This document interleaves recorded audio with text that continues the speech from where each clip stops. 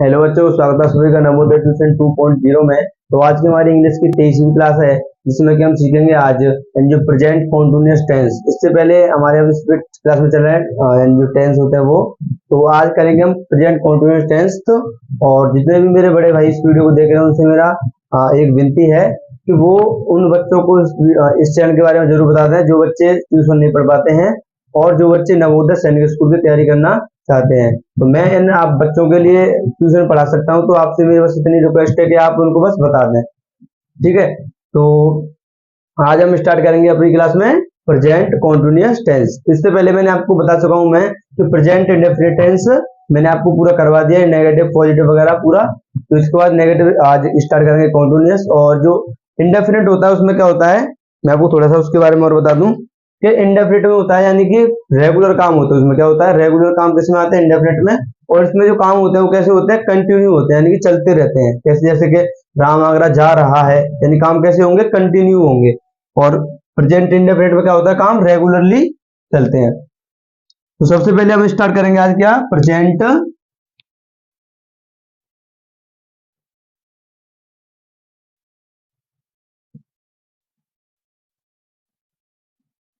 Present continuous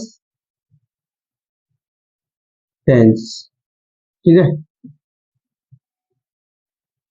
present continuous tense. तो present continuous tense में क्या होता है, इसकी सबसे पहले मैं पहचान लिखाऊंगा आपको, उसके बाद में इसके positive formula, negative formula, interrogative first और इंट्रोगेटिव सेकंड, इस प्रकार से पूरे सिलेबस को अच्छे से करेंगे। ऐसे ही मैं इंग्लिश को करा रहा हूँ, इसी प्रकार मैंने मैथ के भी लगभग इसकी 30-31 क्लास हो चुकी हैं। तो आप सभी बच्चे मैथ की क्लासों को भी ले सकते हो, हिंदी की क्लासों को भी ले सकते हो। और जो मानसिक योग्यता होता है यानी कि वो भी मैं, यानी कि उसे बोलते हैं रीजनिंग, तो वो भी मैं करा रहा हूँ नवोदय के लिए। तो आप सभी बच्चे जो नवोदय का पेपर देना चाहते हो वो आराम से इस चैनल पे फ्री में बिल्कुल पढ़ सकते हो, क्योंकि आप किसी दूसरे चैनल से पढ़ोगे तो आपको लगभग 4 से 5 हजार रुपए पे करने होंगे जब आप उस कोर्स को खरीद पाओगे और जब पढ़ पाओगे। लेकिन इस चैनल पे आप बिल्कुल इस पे फ्री पढ़ सकते हो। तो, तो आज सबसे पहले मैं इसकी आपको पहचान लिखाऊंगा,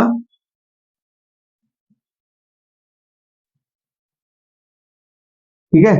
सबसे पहले इसकी पहचान लिखेंगे। तो आप सभी बच्चे मेरे साथ इसको लिखते जाना, और जब मैं लिखाऊंगा तो आपको लिखना है मेरे साथ ही। जब मैं आपको समझाऊंगा तो आपको अच्छे से सुनना है मैं क्या बोल रहा हूं। तो सबसे पहले देखो, जिसमें क्या होता है, जिन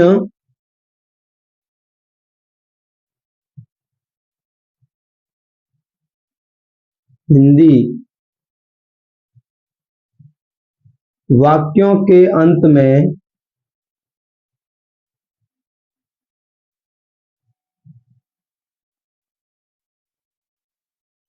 रहा है, रही है, रहे हैं,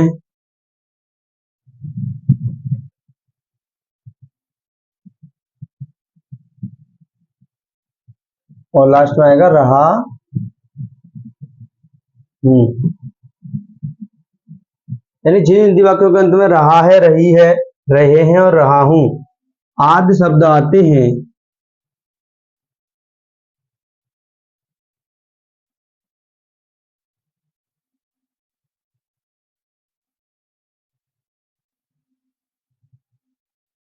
आते हैं प्रेजेंट कॉन्टिन्यूअस टेंस कहलाते हैं।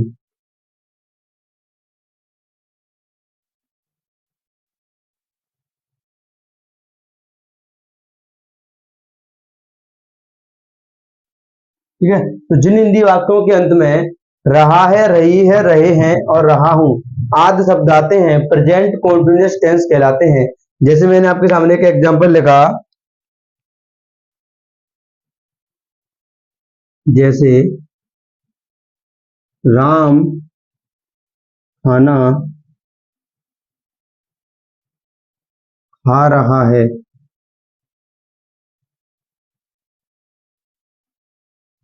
मैंने आपके सामने क्या लिखा, राम खाना खा रहा है। तो राम अभी खाना खा रहा है ना, काम कैसा है, कंटिन्यू है, अभी काम को लगातार अभी काम कैसा है, चल रहा है। तो ये क्या होता है, प्रेजेंट कॉन्टिन्यूअस में आता है, ठीक है।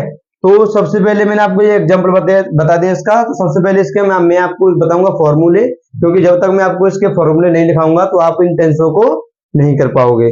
तो सबसे पहले देखते हैं हम इसके फॉर्मूले लिखेंगे, उसके बाद में इस टेंस को करेंगे। तो जैसे मैं सबसे पहले आपको लिखाऊंगा पॉजिटिव का फॉर्मूला। कौन सा formula? Positive formula.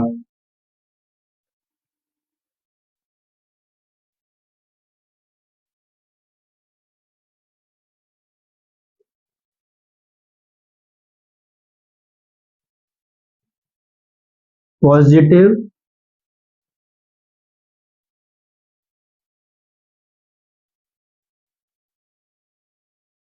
Positive formula.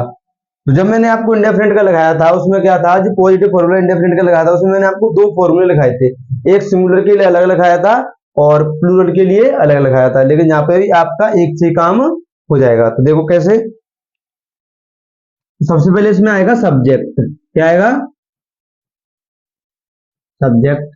Subject के बाद में या तो इज आएगा, या आर आएगा, या एम आएगा, इन तीनों में से कोई आएगा। उसके बाद में इसमें क्या आएगा? वर्ब की कौन सी फॉर्म आएगी? फर्स्ट। और फर्स्ट फॉर्म में क्या लगेगा उसके साथ में? आईएनजी। वर्ब की फर्स्ट फॉर्म में आपको क्या लगाना होगा? आईएनजी। उसके बाद में क्या आएगा? इसमें ऑब्जेक्ट आएगा। फिर प्लस में क्या आएगा? इसमें अदर वर्ड आएगा। तो लास्ट में क्या आएगा? इसमें फुल स्टॉप आएगा। ठीक है। तो सबसे पहले सब्जेक्ट आएगा, फिर इज आर एम में से कोई शब्द आएगा, उसके बाद में क्या आएगा? उसके बाद वर्ब की फर्स्ट फॉर्म में आईएनजी आएगी, उसके बाद में ऑब्जेक्ट आएगा, फिर अदर वर्ड आएगा, फिर फुल स्टॉप आएगा। तो चलो देखते हैं इस टेंस को करके, देखते हैं ये कैसे होगा। तो इस टेंस को आप देखो, मैंने बोला आपके सामने राम खाना खा रहा है। सबसे पहले सब्जेक्ट क्या है? सब्जेक्ट कौन होता है? जो काम करता है वो कौन होता है? सब्जेक्ट होता है। तो काम कौन कर रहा है यहाँ पे? राम। कौन खाना खा रहा है? राम खा रहा है। तो यहाँ पे क्या आएगी? राम। मैंने इसके बाद में आपको बताया था कि इसमें से इज आएगा, या आर आएगा, या एम आएगा। तो मैं आपको बता दूं यहीं पे कि जब सब्जेक्ट एक वचन हो, जब सब्जेक्ट एक वचन हो, यानी कि एक वचन का मतलब ये कि सब्जेक्ट कैसा हो? सिंगुलर हो। कैसा हो? Subject singular. जब सब्जेक्ट सिंगुलर हो यानी कि एक व्यक्ति के बारे में बात हो रही हो, तो वहां पे आपको हमेशा इज का प्रयोग करना है। जब सब्जेक्ट बहुवचन हो, यानी सब्जेक्ट कैसा हो? बहुवचन यानी कि प्लूरल हो, तो वहां पे आपको आर का प्रयोग करना है। और सब्जेक्ट यहाँ पर आई हो, आई का मतलब मैं, यहाँ पे सब्जेक्ट आई हो तो वहां पे किसका प्रयोग करना है? एम का। ठीक है। तो वो भी मैं आपको नीचे भी लिखा दूंगा। तो देखो यहाँ पे सब्जेक्ट एक वचन है तो क्या लिखेंगे? इज। इसके साथ क्या आएगा? इज आएगा। उसके बाद में यहाँ पे आपको क्या लगाना होगा? इसमें वर्ब की फर्स्ट फॉर्म में आईएनजी। तो राम खाना खा रहा है। यहाँ पे मैंने खाना, अब ये क्या है? खाना। जो खाना हम खाते हैं उसकी स्पेलिंग क्या होती है? ईट। मैं आपको लगा चुका हूं। तो क्या लिखेंगे? ईट, ई ए टी। और उसमें वर्ब की फर्स्ट फॉर्म में आपको क्या लगाना होता है? आईएनजी। तो इसमें क्या लगा देंगे आप? आईएनजी। कैसे बनेगा? Ram is eating. अब क्या खा रहा है? खाना। तो द फूड। तो कैसे बना ये? Ram is eating the food. तो आप सभी बच्चों को इसको नोट कर लेना अच्छे से। इसके बाद में जी मैंने आपको इसका पॉजिटिव का जो फॉर्मूला होता है वो लिखा दिया, उससे आपको मैंने टेंस करना भी बता दिया है। इसके बाद में मैं आपको करने के लिए कुछ एग्जांपल और दूंगा। तो आप सभी बच्चे क्या करो, पहले इसको अच्छे से नोट कर लो, फिर इसके और कुछ एग्जांपल हम करेंगे। तो आप सभी बच्चे इसको अच्छे से नोट करो, फिर इसके और एग्जांपल करेंगे।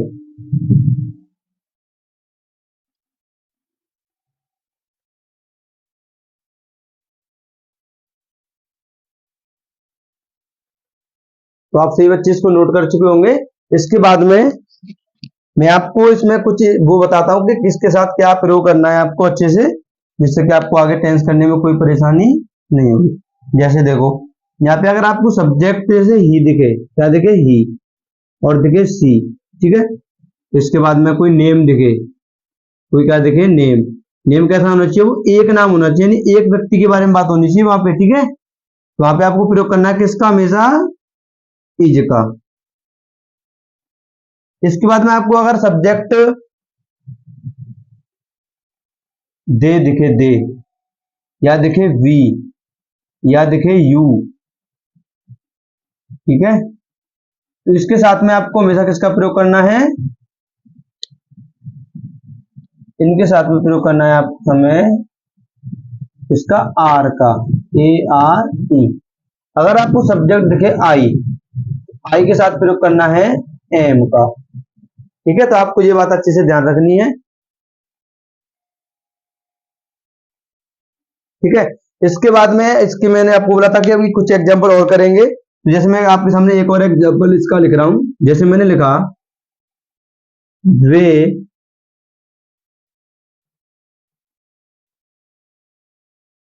पेड़ पर सो रहे हैं।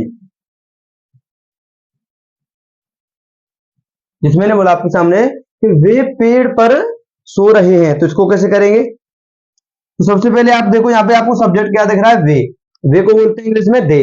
अब दे के साथ क्या लगाते हैं, आर। तो यहाँ पे क्या लिखोगे आप, आर। सॉरी आर नहीं, पहले सब्जेक्ट को, पहले तो सब्जेक्ट को लिखना है आपको। सब्जेक्ट क्या है, वे, तो वे की स्पेलिंग क्या बनेगी यहाँ पे, दे, टी एच ई वाई। तो उसके बाद में इसके साथ आपको क्या लगाना होगा, आर। ठीक है, तो दे आर। उसके बाद में क्या कर रहे हैं, सो रहे हैं। सोना की स्पेलिंग क्या होती है, sleep, S L double E P, sleep. और लास्ट में इसमें क्या आएगा, वर्ब की फर्स्ट फॉर्म में आईएनजी। तो दे आर स्लीपिंग, कहां पर, पेड़ पर। तो ऊपर की स्पेलिंग क्या लिखेंगे, ऑन। तो बीच में क्या लगाएंगे, ऑब्जेक्टिव जोड़ने के लिए द। लास्ट में क्या लिख देंगे, ट्री। तो कैसे बना, they are sleeping on the tree, they are sleeping on the tree, वे पेड़ पर सो रहे हैं। ठीक है, तो आप सभी बच्चे इसको भी समझ गए होंगे। इसके बाद में आपको एक करने के लिए टेंस दे रहा हूं। ये टेंस आप सभी बच्चों को करना है। तो आप लिखो, मैंने लिखा जैसे हम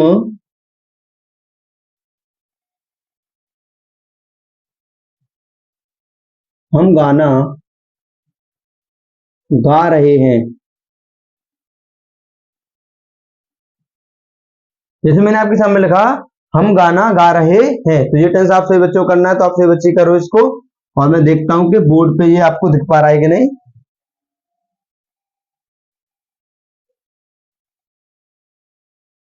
ठीक है, अभी तो दिख रहा होगा। तो हम गाना गा रहे हैं।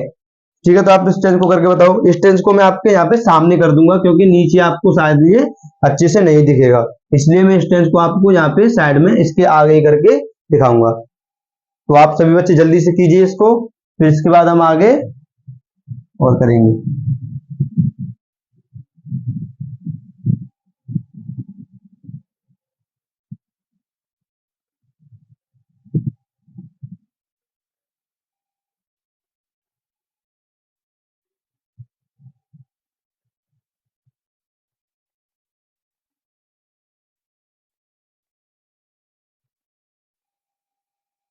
या फिर मैं आपको इसको अब ऊपर करके दिखा दूंगा, क्योंकि ऊपर बोर्ड साफ हो चुका है। तो देखो कैसे करेंगे इसको। सबसे पहले हम की स्पेलिंग क्या बनेगी, वी। अब वी के बाद मैं आपको बताया वी के साथ क्या लगाते हैं, वर्ब, आर आएगी पहले। अब आर आएगा, उसके बाद में क्या कर रहे हैं, गाना गा रहे हैं। गाने की स्पेलिंग होती है, गाना जो हम गाते हैं उसकी स्पेलिंग होती है सिंग, एस आई एन जी। अब इसमें क्या लगाना होता है, आई एन जी, सिंगिंग। अब वैसे मैंने आपको बताया था कि बीच में ऑब्जेक्ट को जोड़ने के लिए क्या प्रयोग करते हैं, हमेशा यहाँ पे दा का प्रयोग करते हैं। और आने जाने की बात होती है तो टू का प्रयोग करते हैं। और यहाँ पे यानी जो गाने की बात होती है, यहाँ पे किसका प्रयोग करेंगे हम, ए का, सिंग अ सॉन्ग। यानी कि मैं आपको एक तरह से बताऊं, ये क्या होता है, फ्रेज होता है। फ्रेज का मतलब एक जो फिक्स होता है, एक फिक्स पार्ट होता है कि सिंग के साथ में हमेशा जो, जब सिंग और सॉन्ग को हम जोड़ेंगे तो उसके साथ में हमेशा हम दा का प्रयोग नहीं करेंगे, किसका प्रयोग करेंगे, हमेशा ए का प्रयोग करेंगे। तो ये फिक्स होता है। ठीक है, तो यहाँ पे आपको जब भी सिंग यानी गाने के बारे में बात होगी, तो जब भी आपको उसको जोड़ना होगा तो आपको द की बजाय यहाँ पे क्या लगाना होगा, ए लगाना होगा। तो we are singing a song, we are singing a song. और बोल के भी देखो, we are singing the song करोगे तो वैसे भी बोलने में थोड़ा अजीब सा लग रहा है। तो इसलिए ये फिक्स है, यहाँ पे क्या है, ये फिक्स है। कोई सी भी टीचर पे पढ़ लेना आप, यहाँ पे वो हमेशा ए ही का ही प्रयोग करेगा, क्योंकि ये एक फ्रेज होता है। फ्रेज का मतलब एक टुकड़ा, एक तरह से मान लो आप। तो इसको जोड़ने के लिए हमेशा ए का ही प्रयोग करते हैं। तो we are singing a song.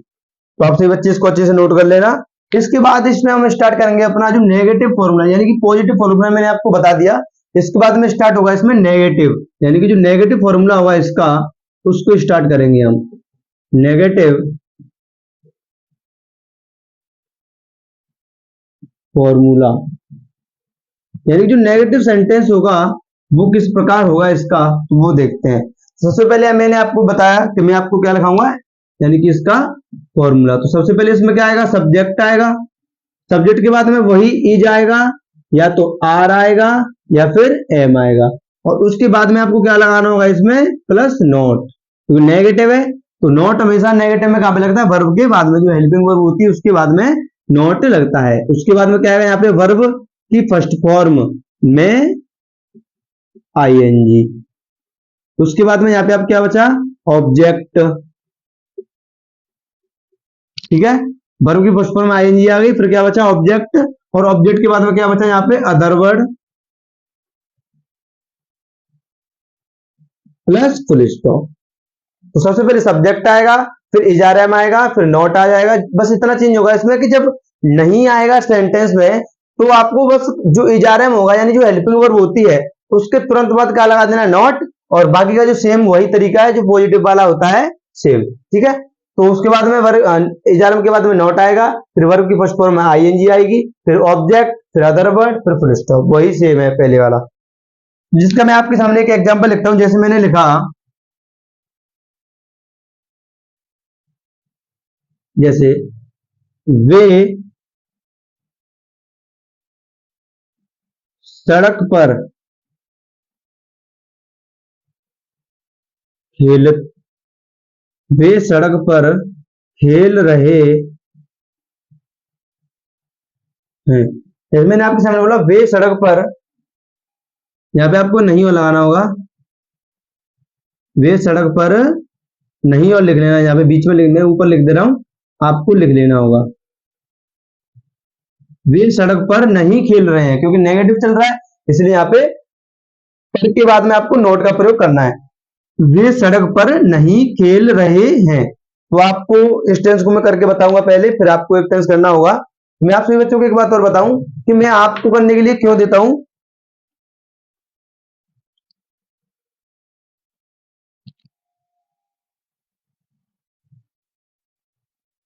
मैं आपको जो सेंटेंस होता है वो इसलिए करने के लिए देता हूं कि आपकी प्रैक्टिस हो जाएगी और आपको पता चलेगा कि आप सेंटेंस को कर पा रहे हो कि नहीं कर पा रहे हो। अगर आप कर पाओगे तो ठीक है, नहीं कर पाओगे तो आप कमेंट में मुझे पूछ सकते हो कि इसको कैसे करना है। तो यहाँ पे देखो, वे सड़क पर नहीं दो खेल रहे हैं, तो यहाँ पे वे की स्पेलिंग सबसे पहले क्या बनेगी, दे। क्या बनेगी, दे। दे आ गया। उसके बाद में आपको दिख रहा होगा इसमें क्या लगाना होगा, वर्ब। वर्ब हेल्पिंग वर्ब लगाना है, तो हेल्पिंग वर्ब क्या आएगा, दे के साथ, मैंने आपको भी सिखाया भी था, क्या आएगा, आर। अब आर के बाद में आपको क्या लगाना होगा, नॉट, क्योंकि इसमें नहीं आ रहा है, तो दे आर नॉट। अब खेलना की स्पेलिंग क्या होती है, मैं आपको लिखा चुका हूं मीनिंग, प्ले, PLAY, और उसमें क्या लगाना है, ING, तो हो जाएगा प्लेइंग। प्लेइंग के बाद में क्या होगा, क्या कर रहे हैं, कहां पे खेल रहे हैं, सड़क पर, तो they are not playing on the road. Last में क्या आएगा, फुल स्टॉप। तो they are not playing on the road, वे सड़क पर नहीं खेल रहे हैं। तो अब आपके लिए मैं एक टेंस दूंगा, और ये टेंस आप सभी बच्चों को अच्छे से करना है और देखना है कि कहां पे आपकी गलती हो रही है, क्योंकि आपको करना है अभी। आप पे जब आपका टाइम खत्म हो जाएगा तो फिर मैं आपको उसको करके दिखाऊंगा, और आप सभी बच्चों को अपना आंसर मिलाना है कि आपने कहां पे इसमें गलती की, और अच्छे से उसको गलती को सुधारना है फिर। तो देखो, जैसे मैंने आपके सामने एक दूसरा एग्जांपल लिखा इसका, जैसे मैंने लिखा, वह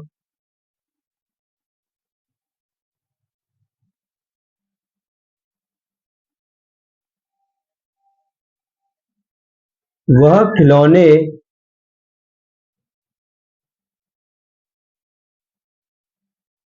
वह खिलौने बेच रहा है।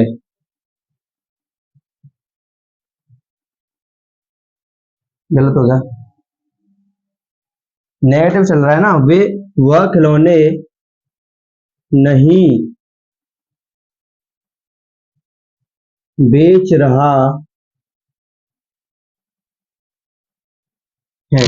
वह खिलौने नहीं बेच रहा है, तो आपको ये टेंस करना है। तो आप सभी बच्चे इसको जल्दी से कीजिए, फिर आपको मैं इसको भी करके दिखाऊंगा।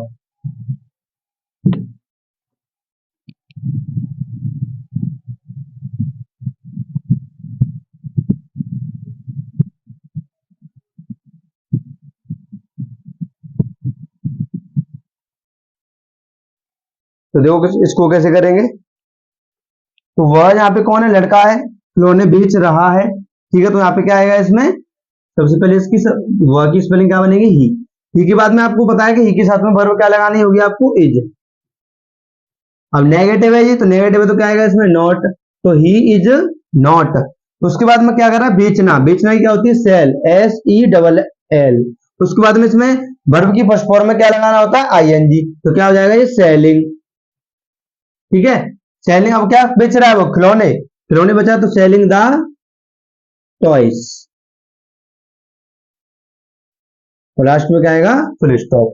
तो he is not selling the toys, he is not selling the toys. तो मुझे लगता है कि आप सभी बच्चे इसको भी अच्छे से समझ गए होंगे। तो जिस बच्चे ने अभी तक इसको नोट नहीं किया है वो नोट कर सकता है। इसके बाद में अब आगे आपको बताऊंगा इसमें इंट्रोगेटिव फर्स्ट, यानी जो इंट्रोगेटिव फर्स्ट होगा उसको देखेंगे कि इंट्रोगेटिव फर्स्ट में क्या क्या होगा और कैसे कैसे इसमें एग्जाम्पल बनेंगे। तो जिस बच्चे ने अभी तक इसको नोट नहीं किया है वो नोट कर सकता है। तो देखो सबसे पहले नेगेटिव क्या लिखेंगे इसमें हम, interrogative,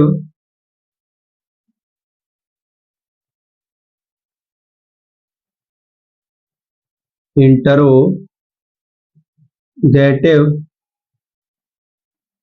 formula, interrogative first formula लिखेंगे, क्या लिखेंगे, इंट्रोगेटिव फर्स्ट, ठीक है। इतना ही लिख लो बस, तो आपको तो पता है मैं आपको क्या लिखा रहा हूँ, फॉर्मूले ही लिखा रहा हूँ। देखो इंट्रोगेटिव फर्स्ट फॉर्मूला लिखना है आपको, तो कैसे लिखेंगे। तो सबसे पहले इसमें इंट्रोगेटिव फर्स्ट में क्या आएगा, आपको बताया कि इंट्रोगेटिव फर्स्ट जो फॉर्मूले होते हैं, यानी इसमें क्या से, यानी जो इंट्रोगेटिव वर्ड होता है उससे सेंटेंस स्टार्ट होता है और उसकी मीनिंग इसमें नहीं आती है। तो सेंटेंस स्टार्ट होता है किससे, वर्ब से, यानी जो हेल्पिंग वर्ब होती है उसी से सेंटेंस क्या होता है, स्टार्ट होता है। या तो इज आएगा, या आर आएगा, या एम आएगा। उसके बाद में यहाँ पे क्या आएगा, इसमें सब्जेक्ट आएगा, क्या आएगा, सब्जेक्ट। अगर नॉट आ रहा होगा तो कहां पे आ जाएगा, सब्जेक्ट के बाद में। तो उसके बाद में यहाँ पे आपको किसका प्रयोग करना पड़ेगा, वर्ब की फर्स्ट फॉर्म में ING। उसके बाद में यहाँ पे आपको किसका प्रयोग करना पड़ेगा, ऑब्जेक्ट का, प्लस यहाँ पे आप कर लो अदर वर्ड, अदर वर्ड का प्रयोग करना पड़ेगा। और लास्ट में क्या आएगा इसमें, इंट्रोगेटिव मार्क।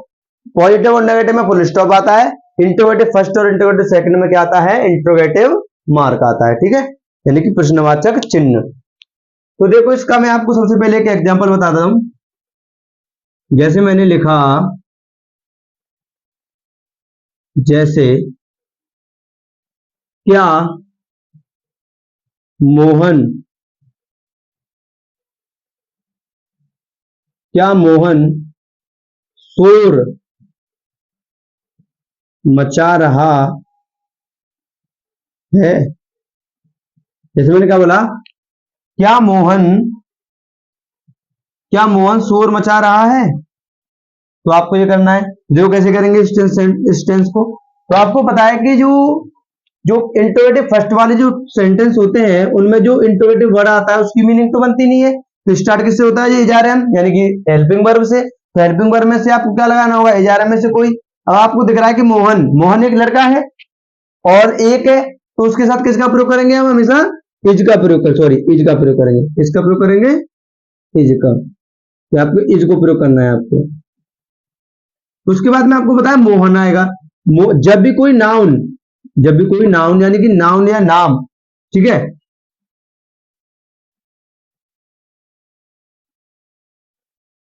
जब भी कोई नाउन, नाम कोई बीच में आए, चाहे आगे आए, चाहे पीछे आए, उसका पहला लेटर हमेशा कैपिटल बनेगा और बाकी के स्मॉल।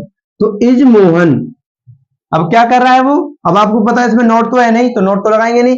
तो आपको पता है वर्ब की फर्स्ट फॉर्म आएगी उसमें ING लगानी है। तो ना शोर मचाना, शोर मचाना की मैंने आपको क्या लिखाई है, शोर मचाना की मैंने आपको स्पेलिंग क्या लिखाई है, मैं लिखा दी कि नहीं अभी।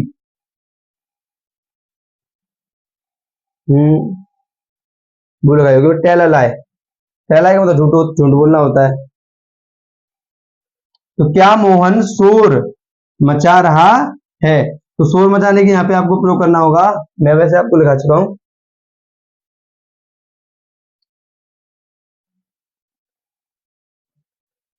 मेक अ नॉइस, सॉरी ध्यान से दिमाग से उतर गई। तो यानी कि जो शोर मचाने की स्पेलिंग क्या होती है, मेक अ नॉइस, क्या होती है, मेक अ नॉइस। तो यहाँ पे आपको उसे प्रयोग करना है मेक, MEKE, ठीक है मेक। अब आपको पता है वर्ब की फर्स्ट फॉर्म में क्या लगाना होता है, ING, तो यहाँ पे क्या हो जाएगा मेकिंग, ठीक है।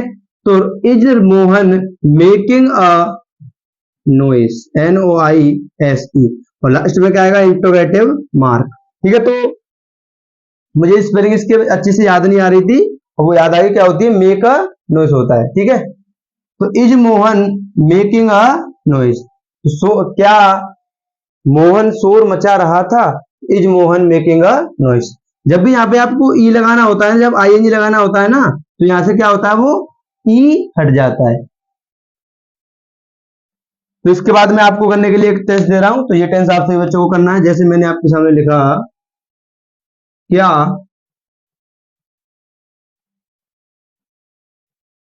क्या मैं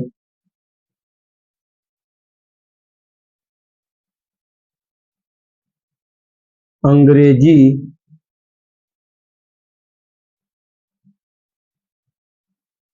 पढ़ा रहा हूं।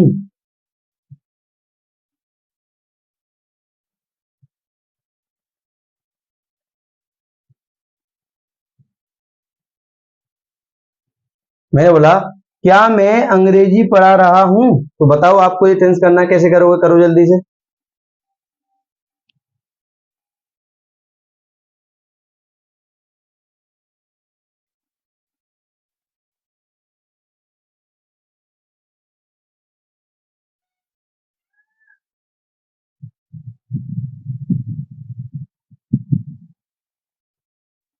तो आपसे बच्चों ने कर लिया होगा इसको, जो बच्चा नहीं कर पाया है वो आराम से इसको देखे मैं कैसे करूंगा। तो सबसे पहले आपको दिख रहा होगा इसमें मैं, और मैं के साथ हमेशा वर्ब क्या आती है, एम, तो किससे स्टार्ट होगा, ये एम से, तो आपको प्रयोग करना सबसे पहले यहाँ पे एम, ठीक है, एम आ गया।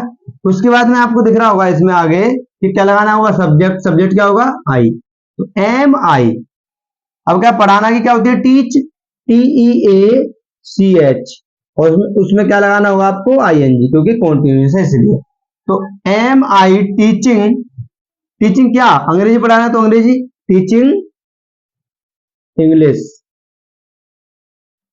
Teaching English, ENGLISH,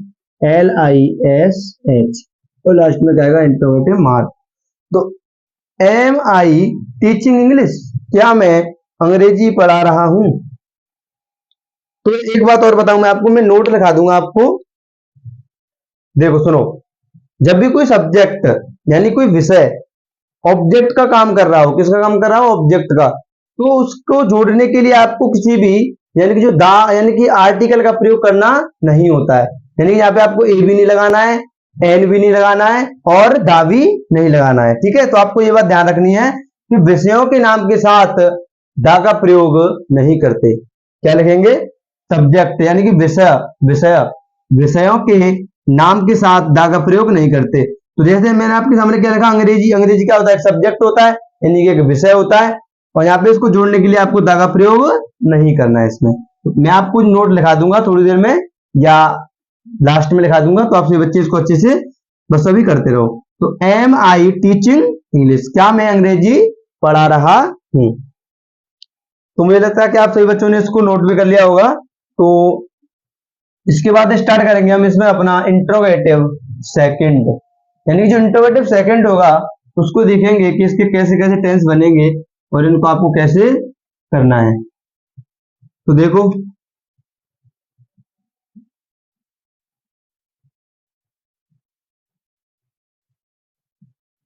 interrogative second, ठीक है, क्या लिखेंगे, इंट्रोगेटिव सेकंड। तो इंट्रोगेटिव सेकंड में क्या होता है, बस इतना होता है कि जो इंट्रोगेटिव फर्स्ट होता है उसमें आगे क्या लगा जाता है, बस केवल WH वर्ड, जो WH वर्ड होते हैं वो आगे आ जाते हैं, और बाकी का जो सेम मैंने अभी आपको इंट्रोगेटिव फर्स्ट का लगाया था वही सेम होता है। देखो उसमें सबसे पहले आपको क्या लगाया था, इज या आर या क्या आएगा, एम, इन तीनों में से कोई आएगा। उसके बाद मैंने आपको बताया था इसमें क्या आएगा, सब्जेक्ट आएगा, सब्जेक्ट मैंने आपको बोला था कि नोट आ सकता है सब्जेक्ट के बाद में। और फिर क्या आएगा ऑब्जेक्ट बता, सॉरी उसके बाद में मैंने आपको बताया था कि वर्ब की फर्स्ट फॉर्म में क्या आएगा, आईएनजी, और उसके बाद में क्या आएगा यहाँ पे ऑब्जेक्ट, ठीक है। उसके बाद में यहाँ पे आएगा अदर वर्ड,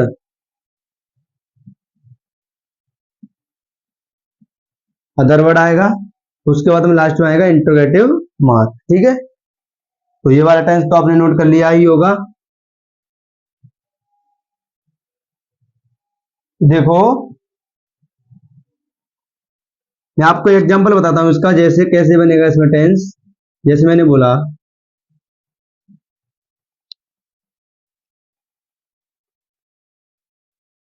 राम अपना गृह कार्य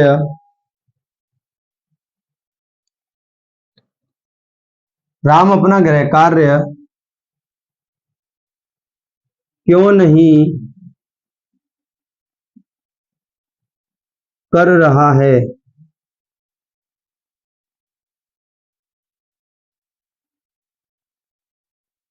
राम अपना गृह कार्य क्यों नहीं कर रहा है। मैंने आपके सामने एक टेंस लिखा कि राम अपना गृह कार्य क्यों नहीं कर रहा है, ठीक है।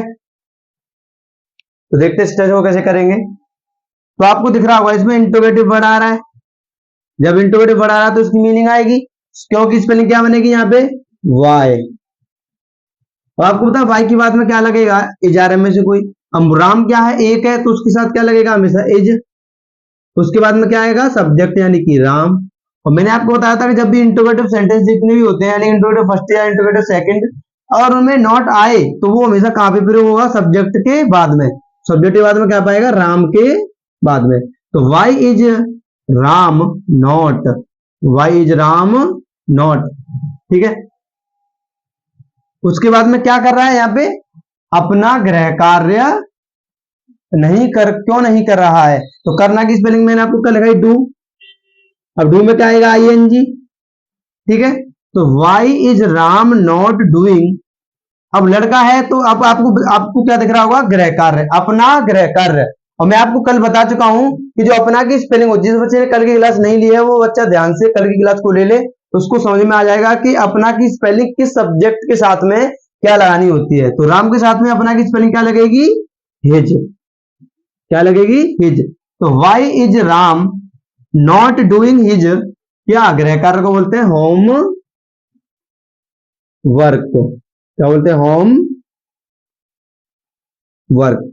और लास्ट में क्या आएगा, interrogative mark. Why is Ram not doing his homework, ठीक है। तो मुझे लगता है कि आप सभी बच्चों को ये भी समझ में आ चुका होगा। इसके बाद मैं आपको करने के लिए एक सेंटेंस दे रहा हूं, और ये टेंस आपको करना है, जिससे कि मुझे पता चलेगा और आपको भी पता चलेगा कि आप जो मैं आपको सेंटेंस करा रहा हूं वो आपको भी कर पा रहे हो कि नहीं कर पा रहे हो। और मेन बात में एक बात और बता दूं आपको, जिस बच्चे को वर्ब अच्छे से याद नहीं होंगी और मीनिंग अच्छे से याद नहीं होंगी, वो बच्चा टेंस नहीं सीख सकता, ना ही वो इंग्लिश पढ़ना सीख सकता है।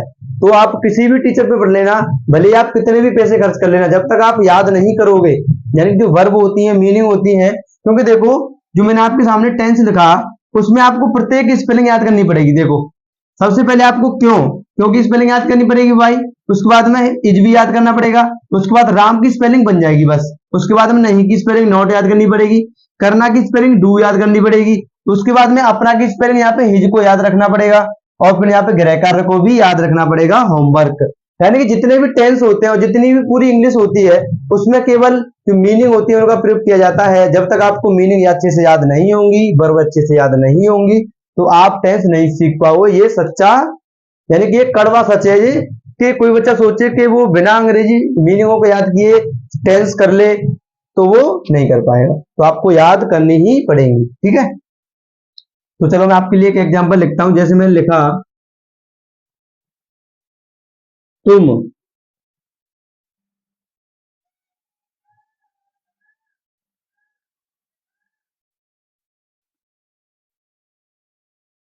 तुम आगरा से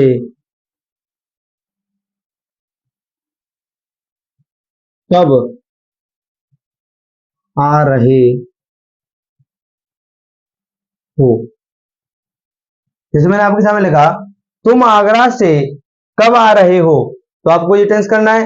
अब आपको दिख रहा है रहे हो, तो इससे आपको ये नहीं दिखना है कि हो है, यहाँ पे मैंने आपको पहचान में हो नहीं लिखाया था, तो आपको ये देखना है प्रेजेंट में क्या है आ रहा है ना, एक तरह से है और हो एक ही बात होती है। तो यहाँ पे रहे हो, तो आपको करना है क्या, सॉरी, तुम आगरा से कब आ रहे हो, तो आपको ये टेंस करना है। तो आप सही बच्चे इस टेंस को जल्दी से करो, क्योंकि कब की स्पेलिंग आपको याद होनी चाहिए, जब भी आप इसको कर पाओगे, क्योंकि ये क्या है, इसमें इंट्रोगेटिव वर्ड।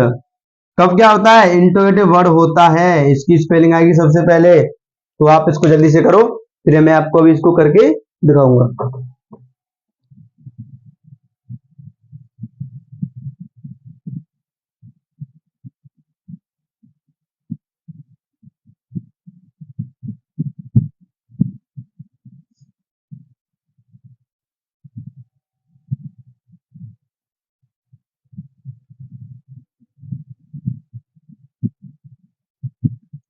तो आप सभी बच्चों ने कर लिया होगा इसको, देखते हैं।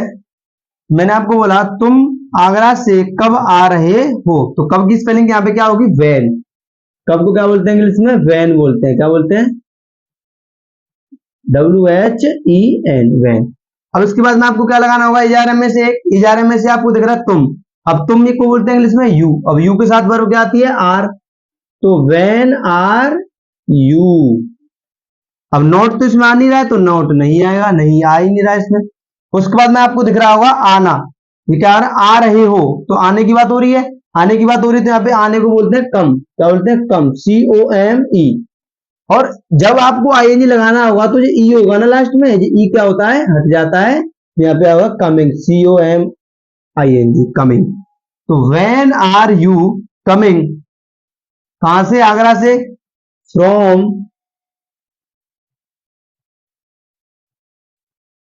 From the Agra.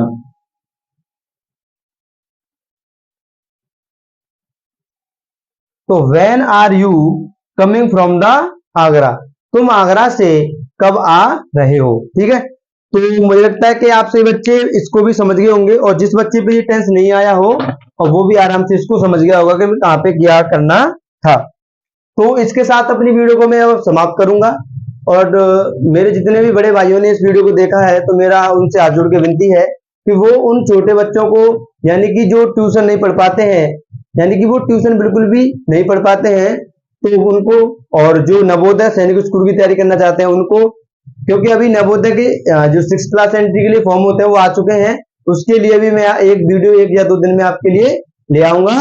तो आप सभी उस वीडियो को देख के आप पता कर लेना कि कौन सी कितनी एज के बच्चे उसको भर सकते हैं, और फॉर्म कब से कब तक डलेंगे, और पूरी जानकारी मैं उस वीडियो में आपको बता दूंगा। तो आप चैनल से बस जुड़े रहना, और नवोदय सैनिक स्कूल की तैयारी करते रहो अच्छे से, और आप निश्चित ही पेपर को पास कर लोगे। ठीक है, तो इसके साथ अपनी वीडियो को मैं समाप्त करूंगा। सभी बच्चों को जय हिंद, वंदे मातरम।